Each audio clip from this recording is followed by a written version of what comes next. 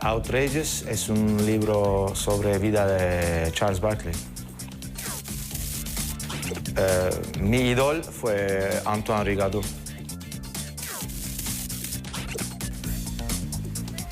Yo quiero ganar el título de ACB un día. Ataman es un entrenador turco.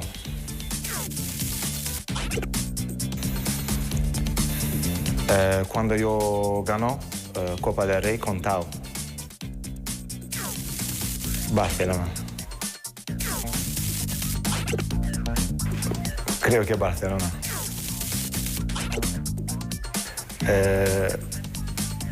Contra Panathinaikos en Atenas, con Tau, ganamos y venimos a Final Four. Arslan es un base de FS Pilsen, también selección, es un muy buen jugador y muy buen compañero a mí. Lord of the Rings. Yo no tengo una manía.